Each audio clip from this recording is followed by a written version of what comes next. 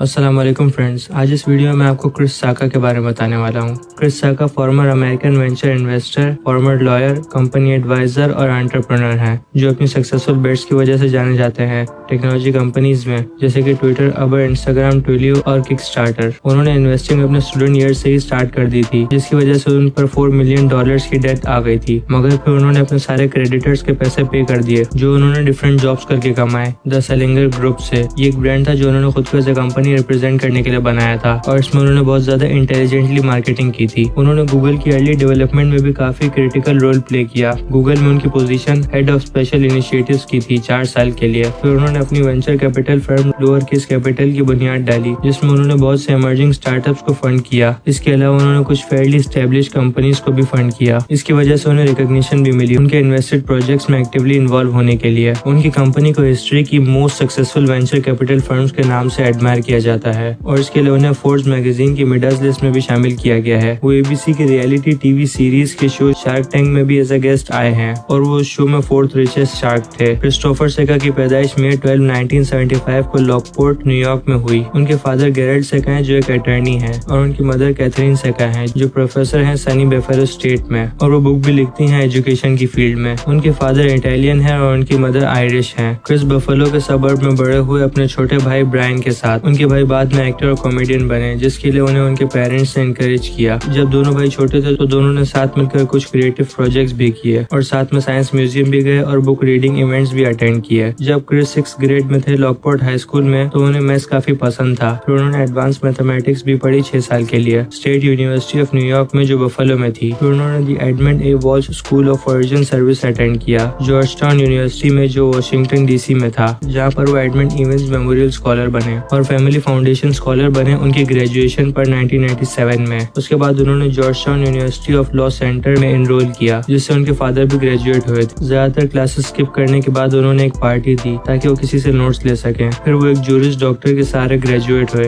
University में वो tax lawyer, law review के मेंबर थे। फिर उन्होंने फिलिप ए रायन और रेल्फ जे गैल्बर्ट मेमोरियल स्कॉलर रिसीव किया उनकी ग्रेजुएशन पर। जब क्रिस लॉ स्कूल में थे तो उन्होंने अपने स्टूडेंट लोन से ही एक कंपनी स्टैब्लिश की, जो कि आगे जाके फेल हो गई। फिर उन्होंने बचे हुए पैसों से स्टॉक मार्केट में ट्रेडिंग करना शुरू कर दी। 1998 में उन्होंने ऑनलाइन ट्रेडिंग ब्रोकर्स के सॉफ्टवेयर में एक फ्लॉ डिस्कवर किया, जिसको एक्सप्लॉइट करके उन्होंने $12 मिलियन कमाए सिर्फ 18 महीनों में, और ये सारे पैसे उन्होंने $10 से $12,000 से कमाए। उन्होंने वो पैसे उस वक्त अपने अकाउंट से निकालने के बजाय अपने दोस्तों से पैसे लेकर उन्हें इन्वेस्ट करना शुरू कर दिया, लेकिन मार्केट क्रैश की वजह से वो $4 मिलियन के कर्जे में आ गए। उन्होंने सोचा कि अगर वो बैंक्रप्सी फाइल करेंगे तो उनका करियर की वजह से इफेक्ट हो जाएगा, तो उन्होंने अपने ब्रोकर के साथ रिपेमेंट शेड्यूल क्रिएट किया। सिलिकॉन वैली में शिफ्ट होने के बाद उन्हें एक लॉ फर्म फेनविक इन्वेस्ट में जॉब मिल गई, एक एसोसिएट की। वो शाम में भी काम करते थे ताकि वो अपनी डेब्ट को चुका सके। 2001 में उस फर्म की वाइड स्केल कट की वजह से उन्हें उस जॉब से फायर कर दिया गया, जिसकी वजह से उन्हें कुछ सालों तक काम ढूंढने के लिए स्ट्रगल करना पड़ा। इसके लिए उन्होंने सारे नेटवर्किंग इवेंट्स भी अटेंड किए। फ्रस्ट्रेटेड होकर उन्होंने खुद को रिब्रांड करने का सोचा और सेलिंगर ग्रुप एस्टेब्लिश किया, जिसके लिए उन्होंने सिर्फ एक वेल प्रेजेंटेड वेबसाइट बनाई, कॉन्टेक्ट डिटेल्स के बगैर। उन्होंने इसके लिए नेम कार्ड्स भी बनवाए। वो खुद को एज अ कंपनी रिप्रेजेंट कर रहे थे, जिसकी वजह से उन्हें कंसल्टेटिंग जॉब्स मिलना शुरू हो गई थी। इसमें उन्हें स्टेडी पेमेंट्स और इंसेंटिव्स भी मिल रहे थे। काफी वक्त तक स्पीडरन नेटवर्क्स में काम करने के बाद नवंबर 2003 में उन्होंने अपने सेलिंगर ग्रुप की प्रोफाइल को यूज किया ताकि वो गूगल में जॉब हासिल कर सकें। एज कॉर्पोरेट काउंसिल रिपोर्टिंग, फिर general counsel David Drummond. Google Inc में हेड ऑफ स्पेशल इनिशिएटिव्स का काम करने की वजह से गूगल को काफी हेल्प हुई, क्योंकि उन्होंने पूरी दुनिया में गूगल के लिए डेटा सेंटर्स बनवाए, और अपने सेलिंगर ग्रुप की वजह से उन्होंने फेक LLCs भी बनाई ताकि गूगल माइक्रोसॉफ्ट से अपनी ग्रोथ छुपा सके। जल्द ही क्रिस ने अपनी डेट पे कर दी। फिर वो दूसरी अपॉर्चुनिटीज तलाश करना शुरू हो गए। उन्हें स्मॉल कंपनीज में काम करना था, तो उन्होंने दिसंबर 2007 में गूगल को छोड़ दिया। सिलिकॉन वैली में एंजल इन्वेस्टर बनने के लिए उनके पास पैसे काफी कम थे, तो उन्होंने सोचा कि कंपनी में हेल्पफुल होना उनकी इस खामी को पूरा कर देगा। इसकी वजह से वो प्रोएक्टिव हो गए उन फर्म्स में जिनमें उन्होंने इन्वेस्ट किया था। उन्होंने अपनी पहली इन्वेस्टमेंट फोटो बकेट में की, जिसे फॉक्स की पेरेंट कंपनी न्यूज कॉर्प ने एक्वायर किया। फिर उसके बाद उन्होंने $25,000 की इन्वेस्टमेंट की ट्विटर में, जिसमें उन्होंने अपनी सारी सेविंग्स खर्च कर दी। उन्होंने प्रोफेशनल एडवाइजर्स का भी काम किया ऑप्टोमेटिक और ओमनिजियो जैसी कंपनीज के लिए, जिसमें उन्होंने कंपनीज को बिजनेस स्ट्रेटेजीज और बायर्स फाइंड करने में मदद की। फिर उन्होंने अपनी venture capital firm lower case capital found की, जिसमें वो स्टार्टअप्स को फंड्स और एडवाइस देते थे। फिर बाद में उन्होंने कंपनीज को भी सर्व करना शुरू कर दिया। उनकी फर्म एक्सट्रीमली सक्सेसफुल रही। फिर उन्होंने 2013 में मैट मेजियो के साथ पार्टनरशिप पार्टनरशिप की जो एंटरटेनमेंट, स्पोर्ट्स और क्रिएटिव आर्टिस्ट एजेंसी थे। जनवरी 15, 2016 में वो एबीसी के रियलिटी शो शार्क टैंक में आए as a guest shark 7 season के 14 एपिसोड में। फिर उन्होंने कुछ इन्वेस्टमेंट्स भी की 7 सीजन से 8 सीजन के बीच में। अप्रैल 2017 में उन्होंने वेंचर इन्वेस्टिंग से रिटायरमेंट की अनाउंसमेंट कर दी और उन्होंने उसी के साथ रियलिटी सीरीज भी छोड़ दी। क्रिस गूगल के पहले ऐसे एम्प्लॉय थे जिन्हें कंपनी की तरफ से हाईएस्ट ऑनर मिला द फाउंडर अवार्ड का, और वो फोर्ब्स की मिडल्स लिस्ट में नंबर 3 पर रैंक हुए, जिसकी वजह से उन्हें फोर्ब्स की मैगजीन के कवर पर भी फीचर किया गया 2015 में। क्रिस की शादी क्रिस्टियन इंग्लिश साका से हुई जो एक डिजाइनर, आर्टिस्ट, ऑथर और फिलैंथ्रोपिस्ट हैं, और इनके 3 बच्चे हैं। अक्टूबर 2014 में क्रिस ने एक मेडिटेरियन विला लिया साउथ बे, लॉस एंजलिस में, पेलोस वर्देस स्टेट के अंदर उनके पेरेंट्स के रहने के लिए। क्रिस टेलीकम्युनिकेशन, मीडिया और टेक्नोलॉजी एडवाइजर और सब्स्टिट्यूट कैंपेन भी थे 2008 में बैरक ओबामा के प्रेसिडेंशियल कैंपेन के वक्त। फिर वो प्रेसिडेंशियल इनॉग्रल कमेटी के को चेयर ऑफ फाइनेंस बने बैरक ओबामा के जीतने पर। 2012 में उन्होंने ओबामा के रिइलेक्शन कैंपेन को भी सपोर्ट किया और 2016 में डेमोक्रेटिक नॉमिनी हिलेरी क्लिंटन को भी सपोर्ट किया। क्रिस बहुत सी चैरिटेबल ऑर्गेनाइजेशंस के साथ काम करते हैं और उन्होंने बहुत से फंड्स में भी इन्वेस्ट किया है जिन्हें औरतें मैनेज करती हैं और दूसरी रेस के लोग जैसे कि ब्लैक पीपल मैनेज करते हैं। और ये सब क्रिस तब से कर रहे हैं जब से Republican candidate Donald Trump power में आए हैं। क्रिस ने अपनी पहली काउबॉय सिग्नेचर शर्ट रीनो के एयरपोर्ट में ली थी जब वो एक इवेंट में जा रहे थे एज ए स्पीकर, मगर ट्रिप के दौरान उन्हें जो पॉजिटिव रिएक्शन मिला इसकी वजह से वो आधा स्टोर खरीदने पर कन्विंस हो गए जहाँ से उन्होंने टी शर्ट खरीदी थी। तो ये थी मेरी वीडियो क्रिस साका के ऊपर। अगर आपको ये वीडियो पसंद आए तो आप इस वीडियो को लाइक कर सकते हैं और ऐसी वीडियोस के लिए मेरे चैनल को सब्सक्राइब कर सकते हैं। बेल के आइकन को दबाएंगे तो आपको आने वाली वीडियोस की नोटिफिकेशन मिल जाएंगी। और हाँ, आखिर तक देखने का बहुत बहुत शुक्रिया।